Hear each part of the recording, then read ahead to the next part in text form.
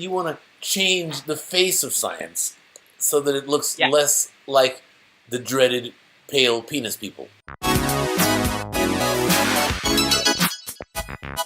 Historically, science has been dominated by the white male European agenda.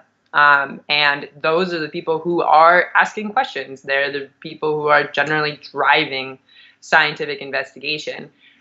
And there is a huge spectrum of people who don't identify that way, who have other interesting questions that more relate to their own life experience, that can very much enrich and expand the things that we study now. I am a gender non-binary person who is a scientist, and my sheer existence in like the scientific world sort of broadens people's perspective to like, oh, I look like you. If you're a scientist, maybe I could be a scientist. I was reading an article in Scientific American a few days ago. The study was originally sort of driven by male researchers.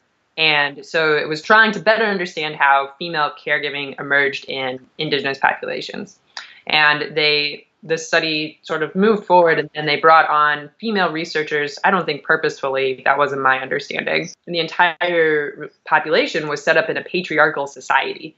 But no one prior to the female researchers arriving was asking how men played in caregiving or what their role was in caregiving, even though female caregiving was in the context of this patriarchal society. It was the female researchers then who basically were just like, maybe we should talk to men about caregiving stuff too.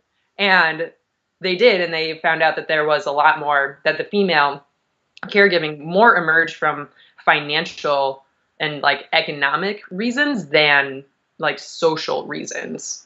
The conversations that get had concerning research changes when the population of scientists changes. There's research to say that when there's a more diverse group of people trying to solve a problem, that there are better solutions that emerge from that problem. They're more innovative. And this often has to do with when you're in a room of people who all look like you.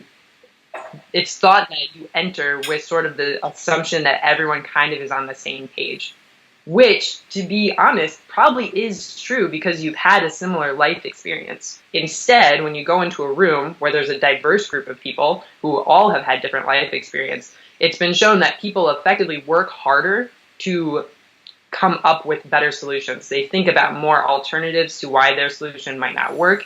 You're effectively more innovative working together, even though it might be harder, like socially. Yeah, I'm certainly absolutely sure that that my little chunk of the science world is better off because of you specifically, Dr. Kristen Witte.